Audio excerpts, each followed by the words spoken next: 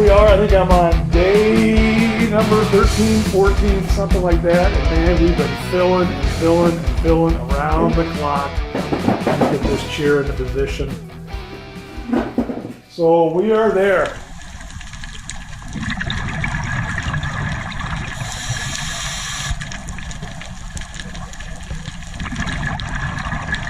We are filled right to the top. We are so close, actually. I got to show you guys something real quick. I'm getting up here in the chair.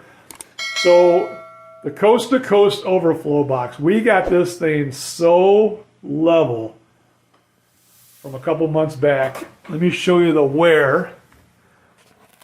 So in this 2-inch piece of acrylic down here, which if I can lift this lid up a little bit, you might be able to see right there. So that's 2 inches thick.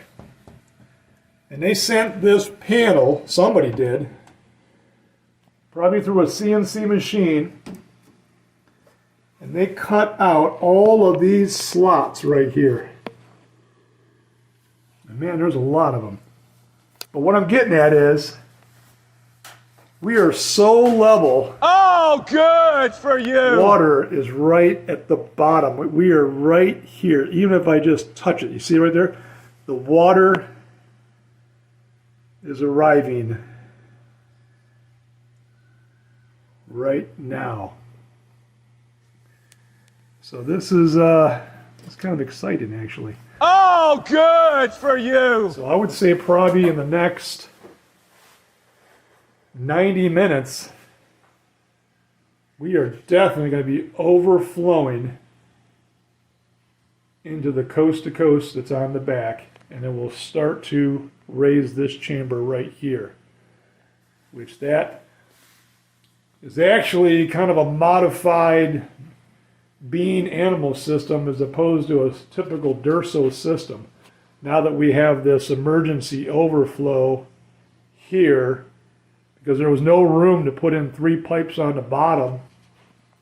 This was done long before me.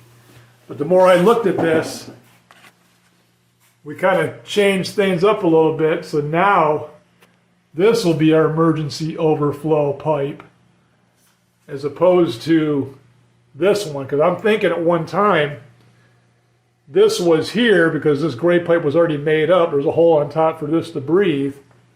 But I'm thinking that this pipe, there was another pipe here that went higher than this one, and this would have been the emergency overflow.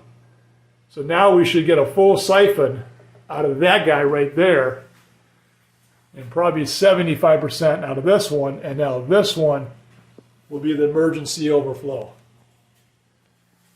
So we're going to see how that's going to get dialed in with these two 2-inch Spears gate valves, which are standing by right now. I've got these closed. I've got these closed, which these are the return lines.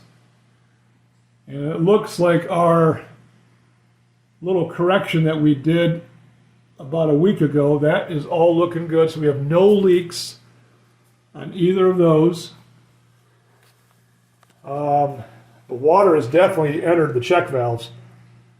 I kind of loosened these up a little bit just to kind of get the seats a little bit moist and wet and ready to go. So by loosening these up a little bit, some water showed up in the check valves. That's not a problem. And then I even went as far as closing this valve off right here. So if water did work its way through up underneath here, we'd be safe. So I went ahead and closed these 3 1-inch Spears gate valves, and then I closed the ball valve right there. So other than that, 4 and 5, as you can see, we got some live rock in those. I still have to raise them up a little bit more live rock there, and then we'll get those filled right to the top with more water. But other than that, pretty safe to say that this is going to be the video that we are up and running. All right, guys, it's been about 15 minutes. The motor is kind of loud. That might not pass the wife check mark. A little nervous on that one. First time ever anywhere that But then again, it is the initial first hour, so a lot of times these things have to warm up, brand new, kind of get those bearings loosened up, dialed in, and maybe it'll start to settle in a little bit and start to get a little bit quieter. But I've adjusted a lot of valves. It has gotten a little bit quieter. I did put in the two stanchion pipes right here, but the one thing I don't like already is this waterfall right here. This gray pipe was the original pipe that came with the tank, but I don't like the height of it. I think we need to raise this up, because not only is water getting in from here to here, a little bit from here to here, and obviously it's creating that waterfall effect, which is making a lot of noise. So I think the very first thing to do is make this pipe here a little higher, and let's raise this up. I mean, we can raise this all the way up to here. It doesn't matter. There's no lid that goes on here. We need to make it so that hole can breathe. And by raising this up, I can tweak these two valves a little bit and raise this line up a little higher so there's no waterfall right there. And I can get it as close as maybe about 1 inch below the emergency overflow pipe. So I think that's the first thing we need to do. All right, we got our first leak, and it's not on a pipe. We got a bulkhead back here leaking.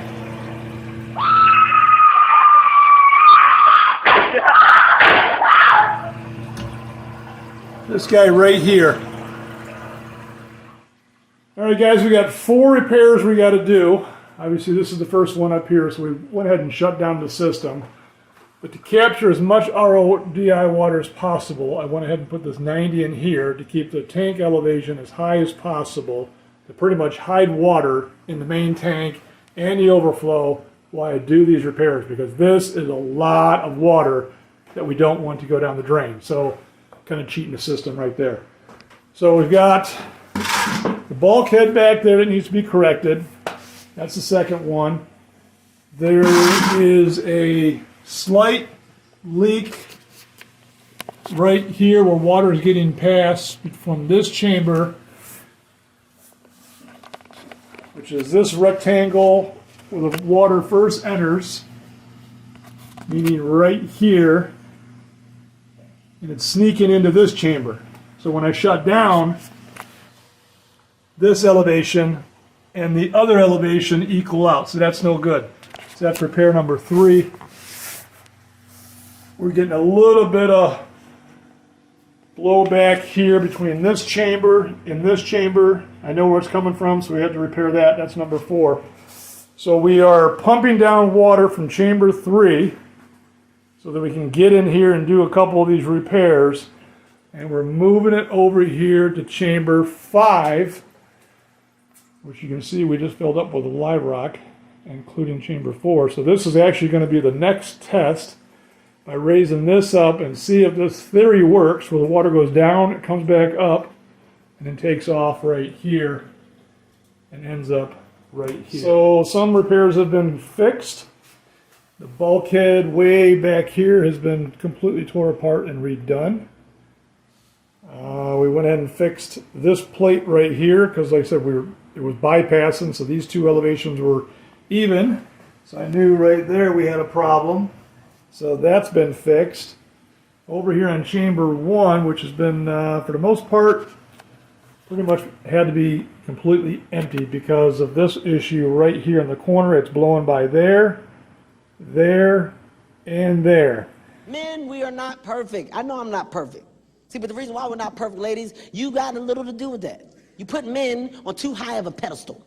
Whatever pedestal you have us on, take us off. It's too high. We're never going to meet your expectations. Take us off. We did a leak check on the overall chamber. If you guys remember a couple of videos back, making sure that this actual chamber did not leak. But what I did not do was fill it up again to see if these different elevations were leaking by. But somehow, just a little bit right there, a little bit right there, and up inside here. So no big deal. The water's been drained. Got a towel in there, just wrapping up some final cleaning up.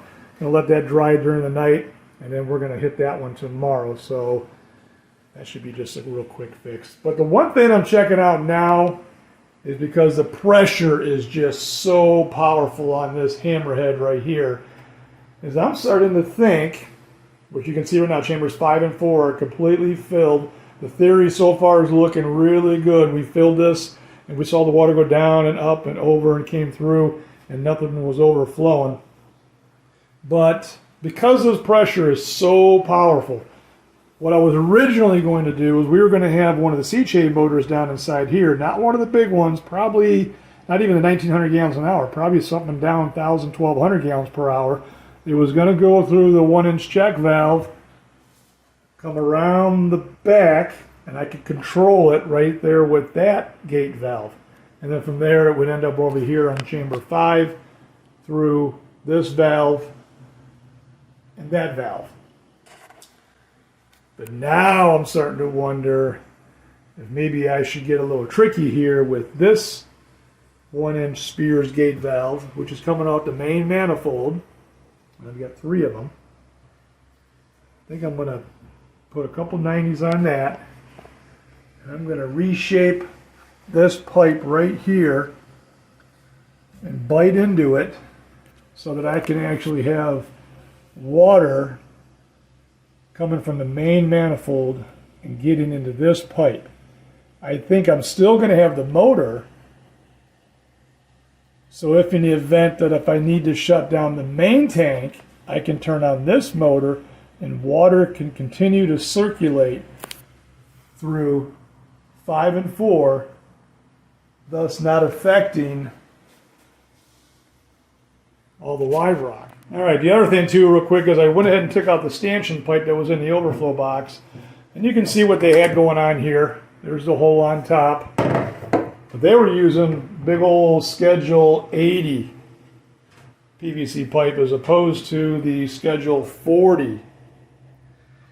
Both are 2-inch, but you know, for some of those that just don't know, there's a difference between the two. The outside diameters are exactly the same.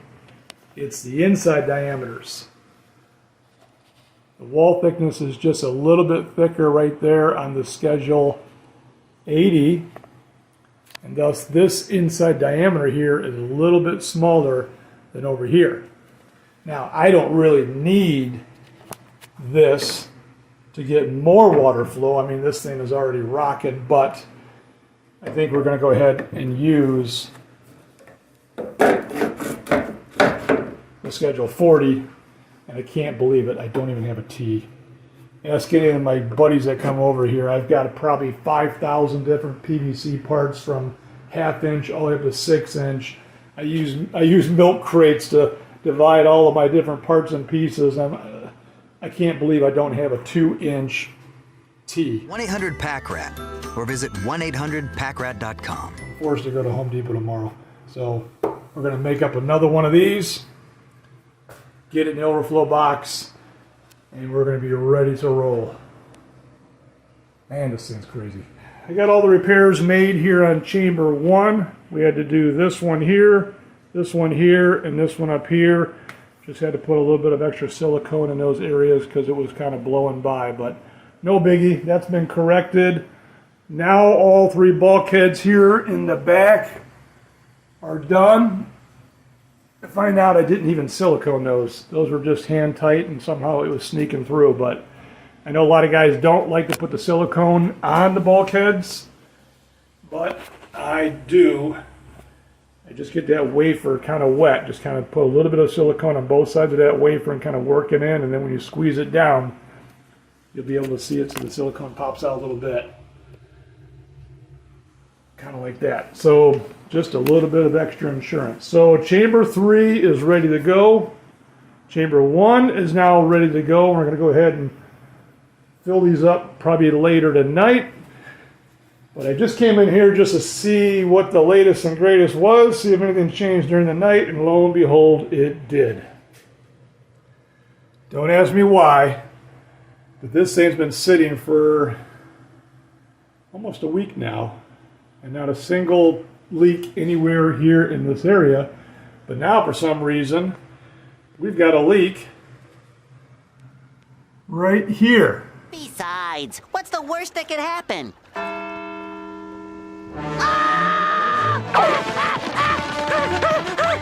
Emergency! Everybody out of the water! Hurry! Emergency! Out of the water! Emergency! And that doesn't make a bit of sense because this is actually pipe dope or paste between this threaded connection and the receiving end. So the water's not coming from the bulkhead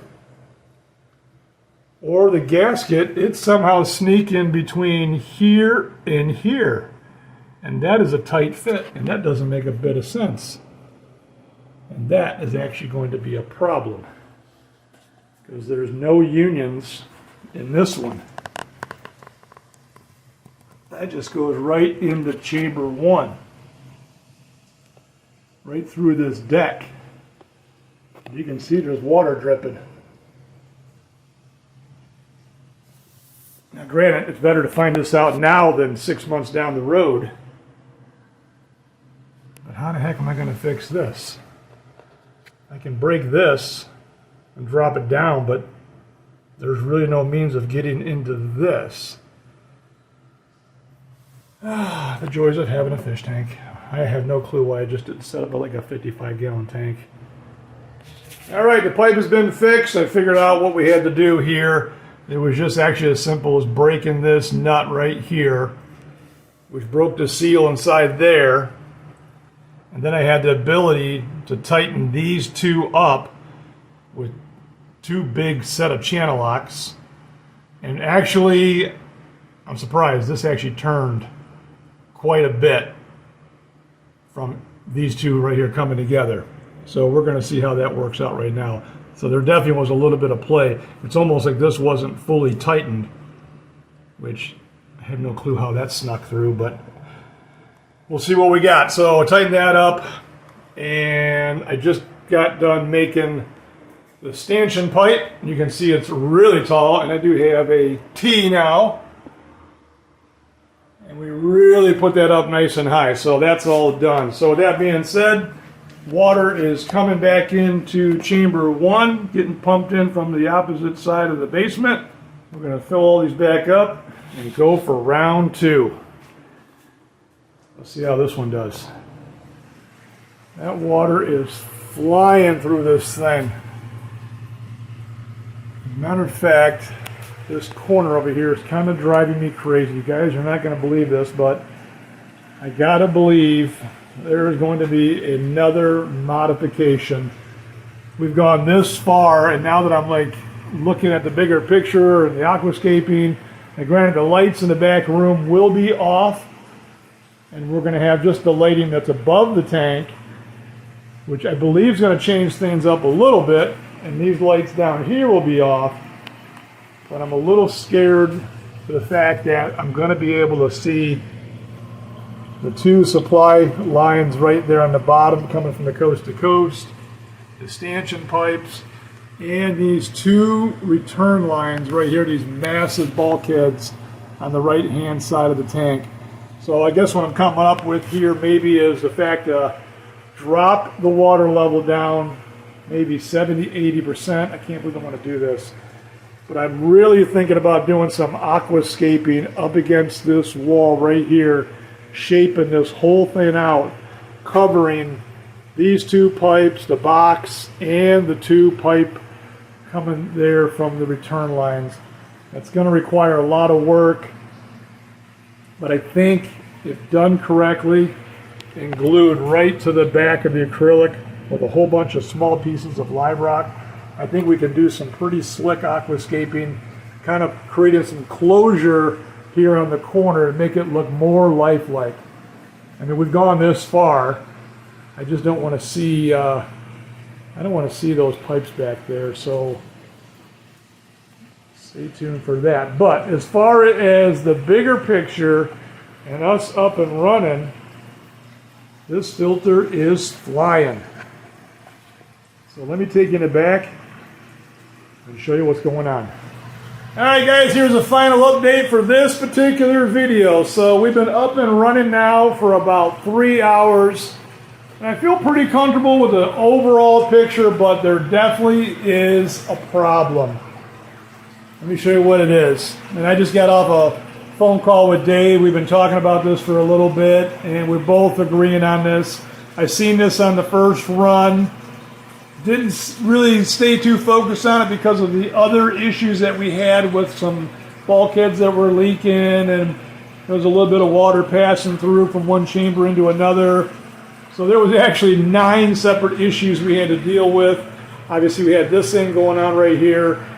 But now that everything is settled and we're up and running, there's still the bigger problem. The bigger problem, which really kind of, if you look closely, you'll notice that the water level in chamber 1 is kind of high. The socks are kind of underwater a little bit. We don't want them that completely buried under the water. Well, why is that? And then when you look over here in chamber 2, this seems to be just a tad high. We always kind of wanted the water to be right about here, right on the glass. Well, we're about 1 inch high. And then if you look over here, and granted we're flowing pretty fast, but there's a problem. And the problem is water cannot get out of 1 fast enough. It can't get out of number 2 fast enough. And that's because of this area right here. We believe that this plate right here is too high, and because it's too high and way up here, it's causing some resistance. It's pushing backwards into chamber 2, and because chamber 2 can't get out fast enough, it's pushing back into chamber 1. Thus, why the socks are kind of buried underwater. So the problem's right here. This is what we need to fix. Now, so by no means am I going to cut that out. But I think the quick fix is to take probably like a 1-inch hole saw and knock out probably 8 or 9 holes right across the front. Now the water will not go over the top. It'll come through the holes. So now this will come down here, thus making it so this water can come out of those 2-inch pipes a lot faster, stopping the resistance. More electrician! More! Out!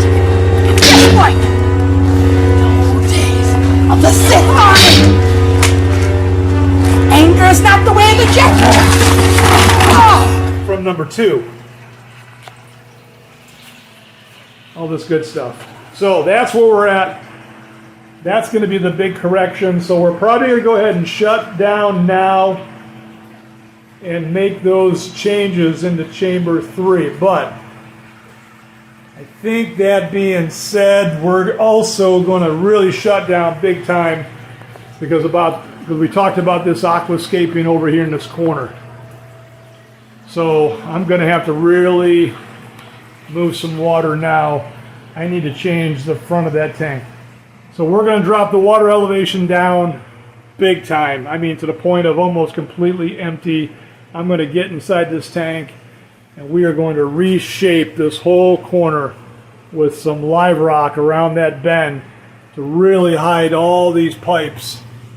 We didn't go this far to look at this. So as much as this is going to hurt, I think it's the right thing to do. So All right, guys. So that being said, there's the update. We'll see you on the next video. Till then, we are out of here.